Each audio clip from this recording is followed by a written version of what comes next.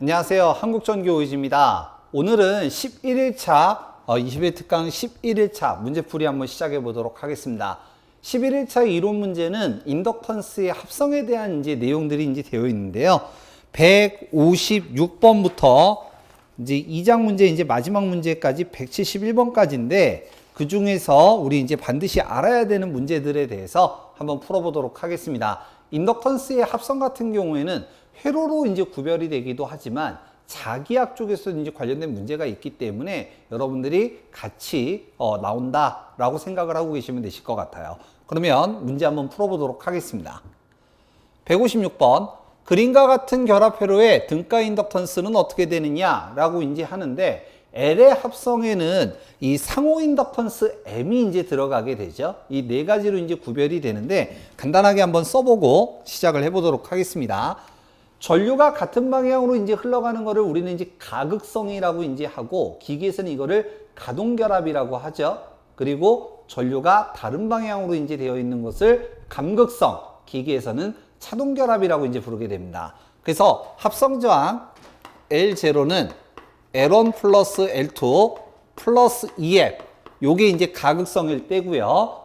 그 다음에 간극성일 때 직렬회로는 L1 플러스 L2 마이너스 EM이라고 쓰죠. 요게 이제 직렬이고요.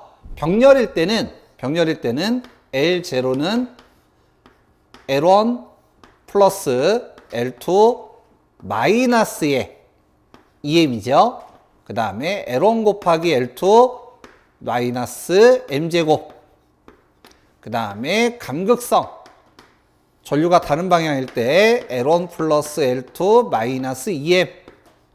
플러스 EM, 그 다음에 L1 곱하기 L2 마이너스 M제곱 요렇게 이제 되겠습니다.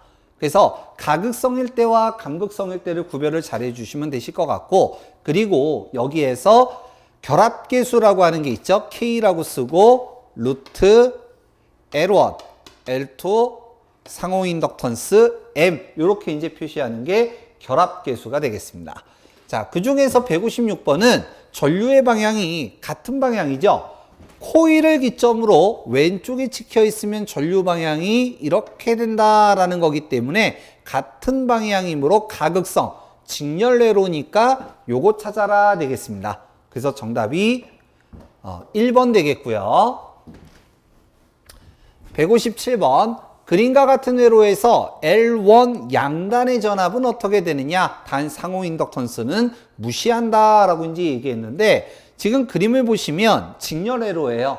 직렬회로에서는 전압이 두 개로 나뉘죠. 여기에 걸리는 전압을 지금 V1, 여기에 걸리는 전압을 V2라고 한다면 그 중에서 지금 여기 V1을 구하라 이런 내용이 되겠습니다.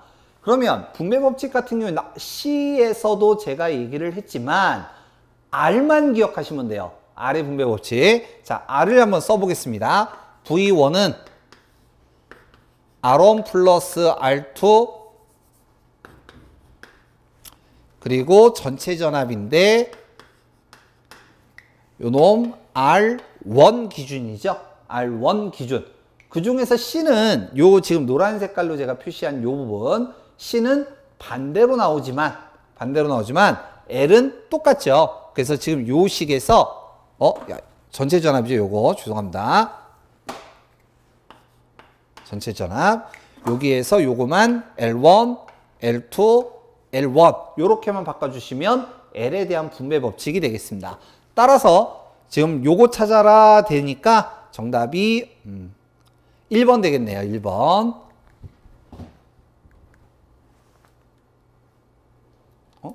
죄송합니다. 잠시만요.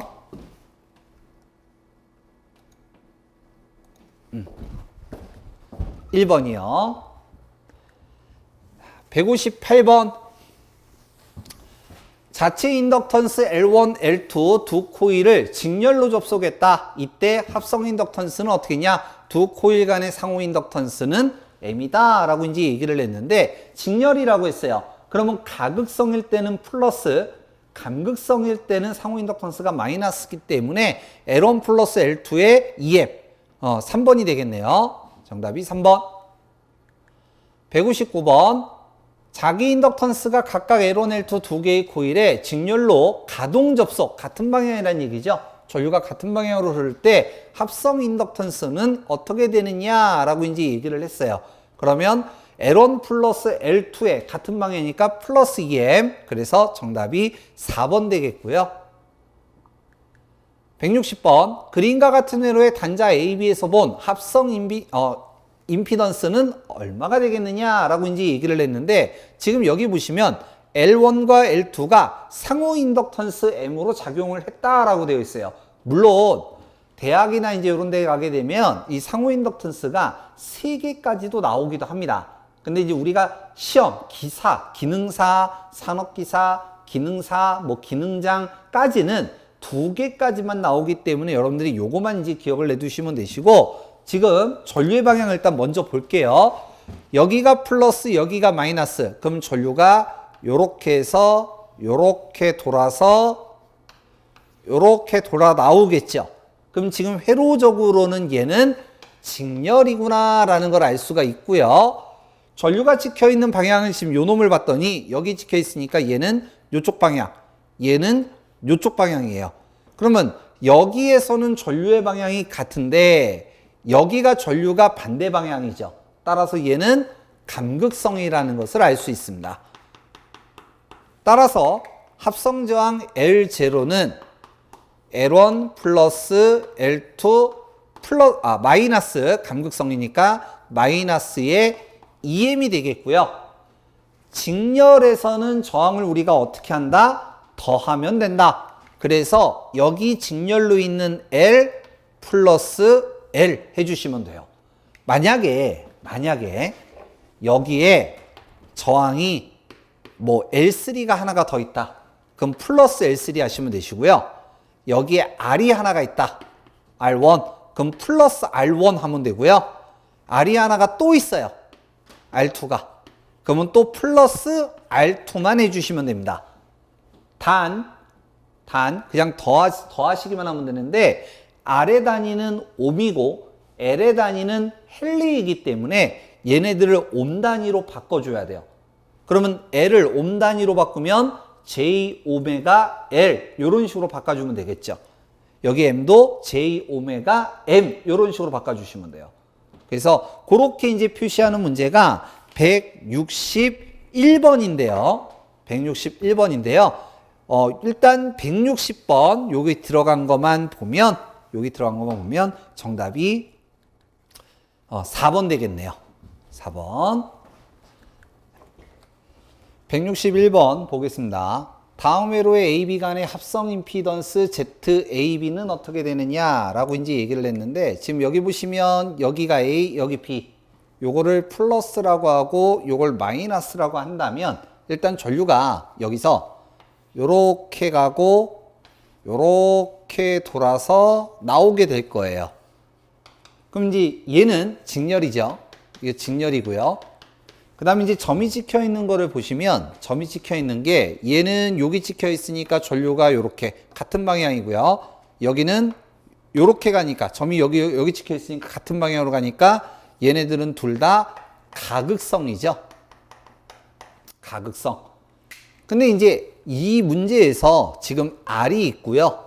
얘는 L이에요. 그럼 이제 옴 단위로 맞춰줘야 되니까 직렬 가극성을 여기에다가 이제 다시 적으면, 먼저 요 부분은 L1 플러스 L2 플러스 EM이 될 것이고, 위에다가 다시 적겠습니다. 좀 좁아서. 직렬 가극성 L1 플러스 L2 플러스 EM, 그리고 R이 두 개가 있으니까 플러스 R1, R2 해주면 될 거고요. L은 단위가 헨리니까 이걸 옴 단위로 바꾸면 J 오메가 L1 플러스 J 오메가 L2 플러스 2에 J 오메가 M 플러스 2개 R1, R2 해주고 J 오메가 묶어버리는 거죠. J 오메가 묶어버리면 얘는 J 오메가 가로 열고 L1 플러스 L2 플러스 EM에 나머지 두 개 플러스 R1, R2 이렇게 찾아주시면 되겠습니다. 그래서 요거 보시면 정답이 3번 되겠네요. 3번.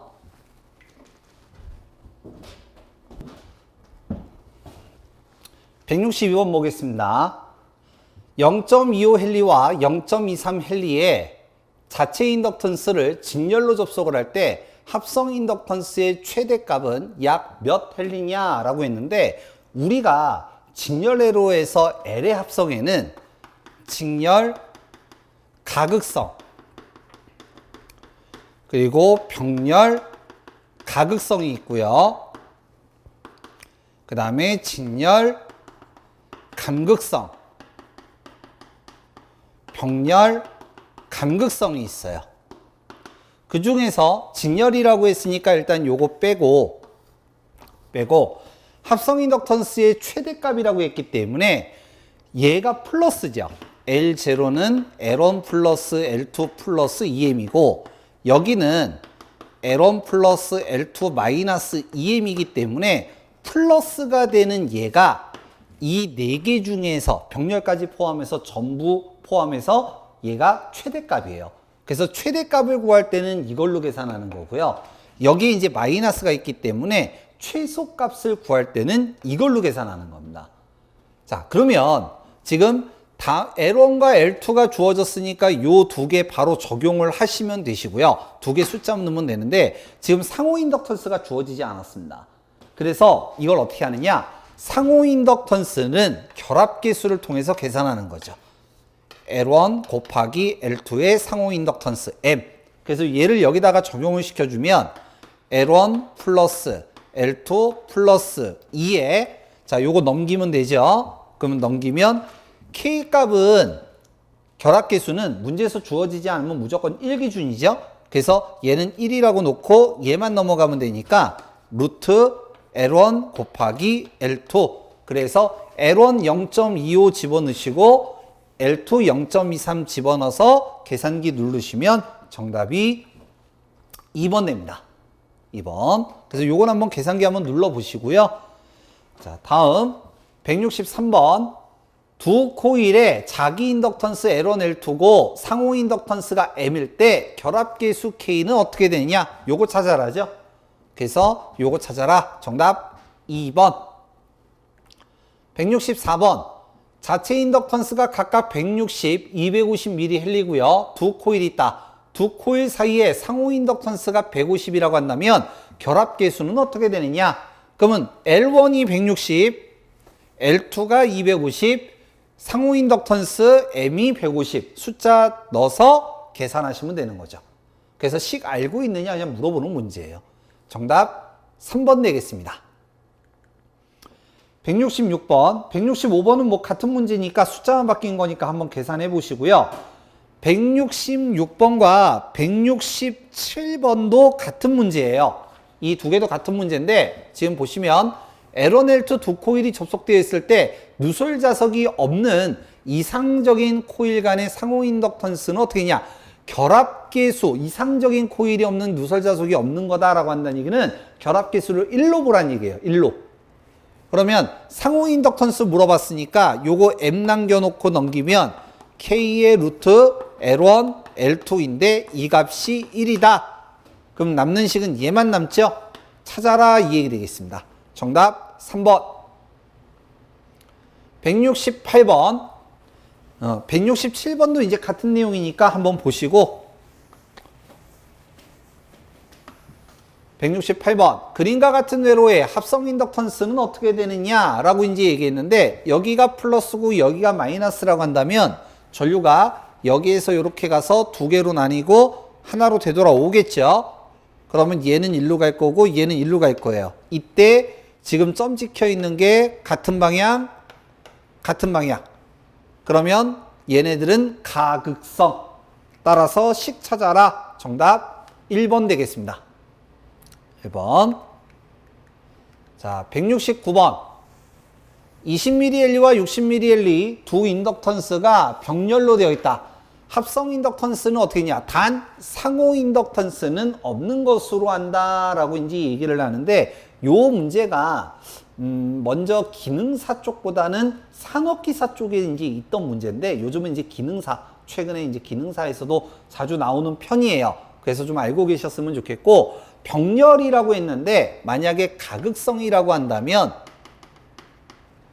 L0는 L1 플러스 L2 마이너스 EM에 L1 곱하기 L2 마이너스 M제곱이죠.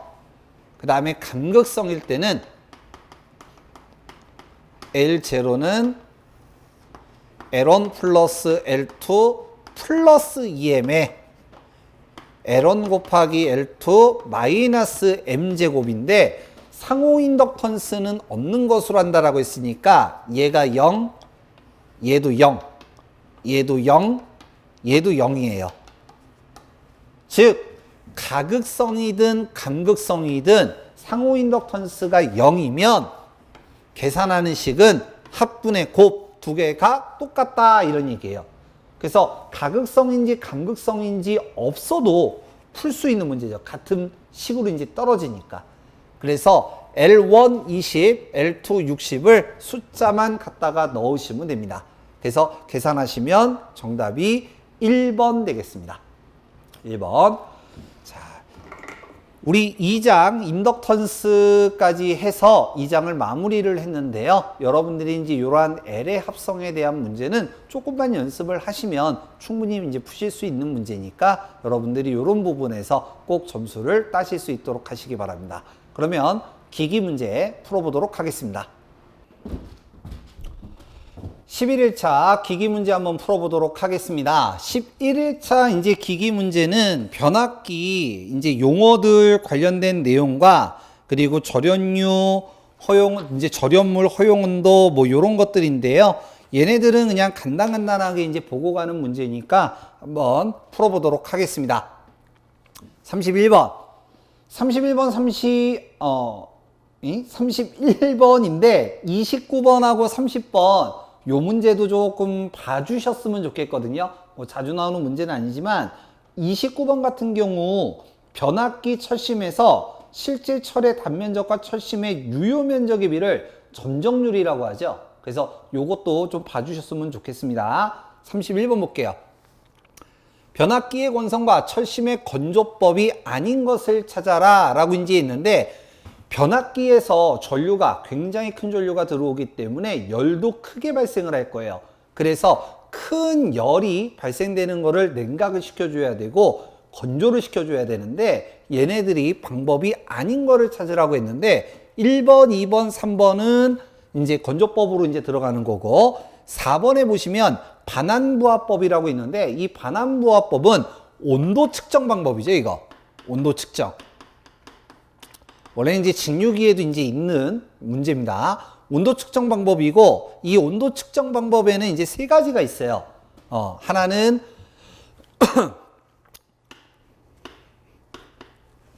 술 이름을 쓸 뻔했네. 왜 이제 암기 요령인데, 브론델법, 홉킨스법, 카프법. 요렇게 이제 얘기를 합니다. 그래서 이제 저는 이거 이제 외울 때 우리 그 술 중에 브랜디라고 있죠. 브랜디. 그리고 이제 홉.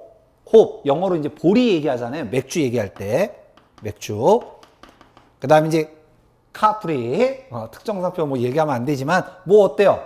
그냥 수업인데.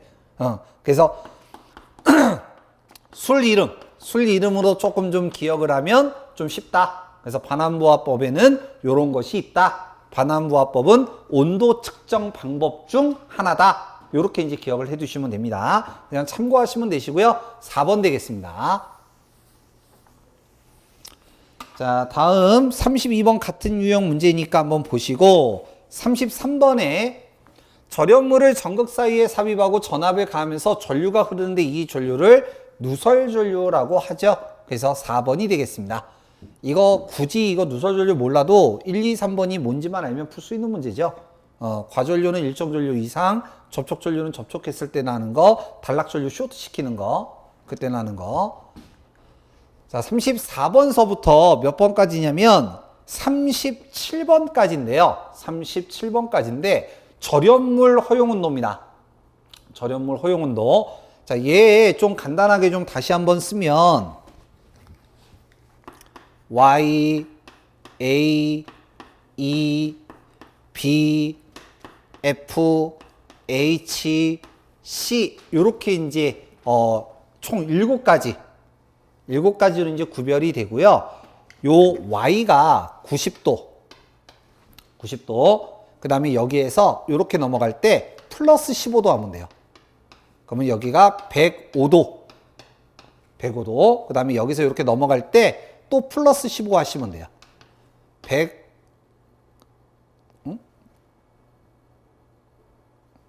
130.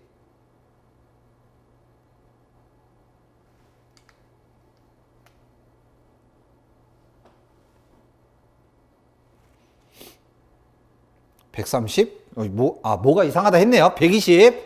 죄송합니다. 갑자기 산수가 안 돼 갖고. 자, 그 다음에 이제 넘어갈 때, 여기서 이렇게 넘어갈 때요. 얘는 플러스 10 하시면 되고요. 그래서 요거는 130. 요렇게 되고요. 그 다음에 이제 F 할 때, 여기는, 여기 지금 15하고 여기가 10이잖아요. 합쳐갖고 25. 플러스 25 하시면 돼요. 그럼 여기가 155도. 그 다음에 여기에서 이렇게 넘어갈 때 플러스 25. 그럼 여기가 180입니다.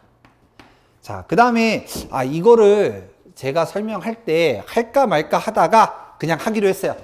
제가 그냥 수업 때 이제 얘기하는 건데, 요거 C, 절연 허용 온도인데요. 쓸데없이 이런 걸 해갖고 사람 열받게 하냐. 이 C, 18, 180도 초과.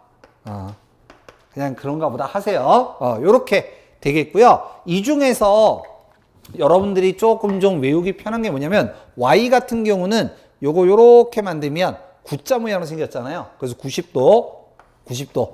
그 다음에 A 정도 잘 나오니까 좀 기억하시고 B 같은 경우에 1, 그 다음에 요거 B니까 요렇게 13, 130도 요런 식으로 좀 암기하시면 조금 더 편하실 것 같아요. 그래서 다음과 같이 이제 우리가 절연물 허용 온도를 나타낸다. 그 중에서 목면, 명주, 종이 등의 절연 재료로 내열 등급은 얘네들은요 A종으로 이제 구별이 되고요. 이때 허용 온도는 105도를 넘어서는 안 된다. 105도 이하다. 그래서 2번이 되겠습니다. 35번 Y종 최고 허용 온도는 어떻게 되냐? Y종 90도. 정답 4번. 36번 2종 얘기했습니다. 2종 120도. 정답 3번. 37번 B종 B 요렇게요. 13. 그래서 130도. 정답 4번. 자, 그래서 37번까지 한번 쭉 이제 봤고요. 38번부터 몇 번까지냐면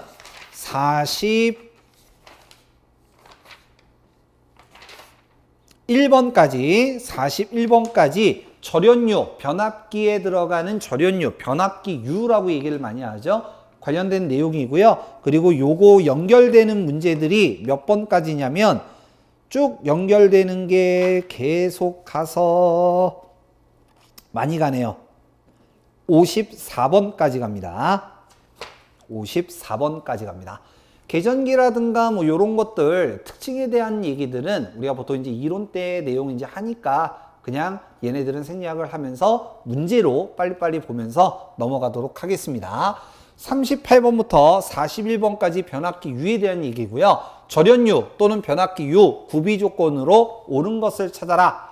자, 1번 절연 내력이 커야 되겠죠. 그래서 절연 능력이 굉장히 좋아야 한다. 이 얘기가 되겠고 2번 인화점 불이 붙는 온도를 얘기하는 거죠. 얘는 높은 온도 굉장히 높을 때 불이 붙어야지 낮은 온도에서 붙어버리면 너무 자주 화재가 이제 발생하는 거죠. 그래서 인하점은 높아야 되고 응고점, 얼어버리는 거 얘기하죠. 얘는 낮아야 되고 비열은 커야 된다. 그래서 정답이 1번 되겠습니다.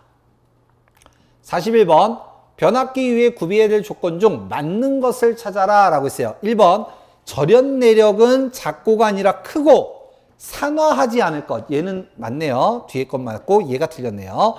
비열이 작아서가 아니라 커서 냉각 효과가 클 것.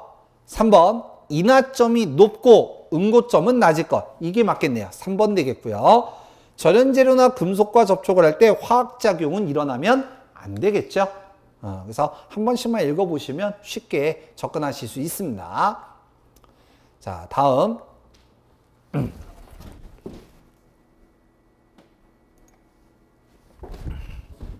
43번 변압기의 콘서베이트의 사용 목적은 어떻게 되느냐라고 이제 아는데 콘서베이트 문제는 굉장히 많이 나오는 내용이죠. 열화 방지를 위해서 설치를 하는 거고 이 변압기 내부에서 열화 현상이 일어나게 되면 침전물이 발생하게 되고 수소가스가 나오게 되죠. 그래서 수소가스를 갖다가 나오는 것을 검출하기 위해서 이제 호흡기, 브리더 쪽에 초크라는 것이 있는 거고 그리고 산소가 들어와서 변질이 될 것을 우려해서 우리가 질소를 갖다가 이제 넣게 되는데 그 라인들을 콘서베이트라고 하죠. 그리고 콘서베이터와 변압기 중간 파이프에다가 연결하는 건 뭐예요? 부호일체 전기가 되는 거죠. 그래서 꼭 기억하셔야 되는 문제들이고요. 자, 콘서베이터의 사용 목적은 어떻게 되냐? 열화 방지 4번이 되겠습니다. 44번 변압기 절연물의 열화 정도를 파악하는 방법으로 적절하지 않는 것은 어떻게 되느냐라고 하는데 뭐 1번, 2번, 4번은 그냥 보시면 되는데 3번에 보시면 변압기와 접지 저항하는 관계가 없겠죠. 그래서 3번이 되겠다. 이런 얘기고요. 자, 45번 대형 변압기 콘서베이트 유면상의 공기와 기름의 접촉을 막기 위해서 일반적으로 봉입하는 거. 자, 이거 구별 잘 하셔야 되는데 많이들 틀리시더라고요. 변압기가 이렇게 있을 때 변질이 돼요. 열화 현상에 의해서 변질이 되면 침전물이 생기면서 나오는 나오는 가스는 수소가 나오는 거예요. 수소. 요게 이제 화학식으로는 H2죠. H2. 그 다음에 산소가 들어와서 얘네들이 섞이는 거, 산화작용이 일어나니까 섞이는 걸 방지하기 위해서 있는 건 뭐가 들어가요? 질소가 들어가는 거죠. 질소. 질소 대표적으로 쓰는 거 어디에 들어가요? 우리가 요런 거 맛있게 먹는데 변질되지 말아라. 그래서 과자 봉지 같은 데 많이 들어가잖아요. 질소. 그래서 요거 막아주는 게 질소가스 3번 되겠습니다. 46번. 변압기 내부 고장 시 급격한 유류 또는 가스의 이동이 생기면 동작하는 보홀즈 계전기 위치는 어떻게 되냐? 많이 나오는 거죠. 변압기 본체와 콘서베이트 연결하는 곳에다가 설치한다. 4번 되겠습니다. 49번 일종의 전류 계전기로 보호 대상 설비에 유입되는 전류와 유출되는 전류의 차에 의해 동작하는 거. 자, 요거 설비에서도 제가 문제를 풀었던 건데 전류의 차에 의해 동작하는 거는 전류 차동 계전기. 계전기자는 빼겠습니다. 전류차 빼고 차동 계전기라고도 많이 부르고 얘가 단점이 명확하죠. 고장이 났었을 때 그 전류차가 평상시와 같으면 동작하지 않기 때문에 실제로는 안 써요. 실제로는 안 쓰는데 요거를 갖다가 보완한 게 비율차동이죠. 비율차동. 그리고 요거보다 위에 부호일체.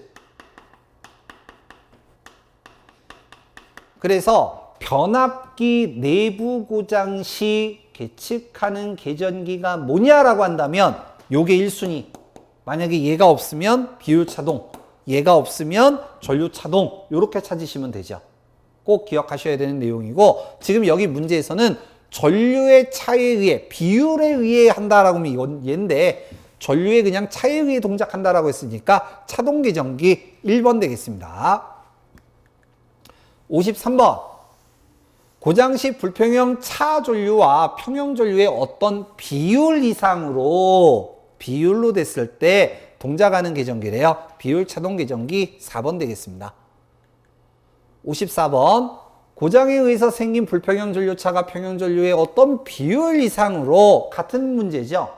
근데 앞에 53번하고 54번하고 말만 좀 다르게 놓은 거죠. 핵심 포인트는 뭐예요? 비율에 의해서 동작되는 것을 얘기하는 거예요. 비율에 의해서. 비율 차동계전기 3번 되겠습니다. 55번. 55번부터 이제 나머지 계정인데요. 평행 2회선 선로에서 단락고장 회선에 선택해서 사용하는 계정기는 뭐냐? 자, 라인이 이렇게 두 개가 있어요. 쭉 라인이 이렇게 있는데 여기에서 고장이 났어요. 그러면 이 라인을 차단해야지 이 라인을 차단하면 안 되겠죠. 그래서 두 개 중 평행 2회선 두 개 중 어느 곳을 갖다가 차단해야 되는지를 알아야 되기 때문에 SGR 선택 단락 계전기, 선택 접지 계전기 이런 것들이 필요하다. 그래서 1번 되겠습니다. 물론 기사나 산업기사가 되면은 여기서 이제 네 가지를 가지고 얘기해서 뭐 SGR, 그 다음에 GR, 그 다음에 ZCT, GPT 뭐 이런 걸 가지고 이제 얘기를 하는데 뭐 실기 같은 경우 기능사 빼고 기사, 산업기사 같은 경우는 여기서 떨어지는 지락전류 계산하는 뭐 이런 문제들도 있지만 기능사는 이제 그런 건 필요 없고 평행 2회선 나오면 무조건 얘 찍으면 돼요. 평행 2회선. 그래서 1번 되겠습니다. 56번. 낙내, 수목의 접촉, 일시적인 섬납 등의 순간적인 사고로 개통에서 분리된 구간을 신속히 개통에 투입시킴으로써 개통의 안정도를 향상시키고 정전 시간을 단축하기 위해서 사용되는 계정기는 뭐냐라고 했는데 좀 쉽게 얘기할게요. 라인이 이렇게 있는데 평상시에 이렇게 닫혀 있어요. 사고가 발생했어요. 열어요. 근데 사고가 일시적으로 잠깐 일어난 거예요. 잠깐. 그러면 계속 열려 있으면 안 될 거 아니에요. 그래서 열렸다가 다시 닫혀요. 세팅 값에 의해서 다시 닫혀요. 그리고 또 문제가 있다. 잠깐 열었다가 다시 닫혀요. 이렇게 하는 것을 재폐로 계전기. 그리고 이렇게 이제 되어 있는 시스템을 우리가 고속도 재폐로 방식 이런 식이라고 이제 부릅니다. 고속도 재폐로 방식. 그리고 그게 시스템화 되어 있는 거를 스카다라고도 하기도 하고요. 근데 이제 우리 여기에서는 재폐로 계전기 4번 찾아라. 요런 얘기가 되겠습니다. 자, 58번. 보호를 요하는 회로의 전류가 어떤 일정 값 이상, 전류가 일정 값 이상 흘렀을 때 동작하는 계전기라고 했으니까 과전류 계전기 1번 되겠네요. 60번 변압기의 전격 출력으로 맞는 것은 어떻게 되느냐라고 이제 얘기했는데 변압기의 전격 출력은 보통 2차 측 사용하는 부하 측을 기준으로 하기 때문에 2차 전압과 2차 전류를 곱한 것으로 합니다. 왜냐하면 변압기의 기본 단위가 볼트 암페어잖아요. 그래서 2차 측 전압, 2차 측 전류를 전격 전압, 전격 전류라고 한다. 이런 얘기가 되겠습니다. 그래서 정답이 4번 되겠어요. 61번 복잡한 전기회로 등가 임피던스를 사용해서 간단히 변화시킨 회로를 등가 임피던스로 해서 변화시킨 것을 등가 회로라고 하고요. 정답 3번 되겠습니다.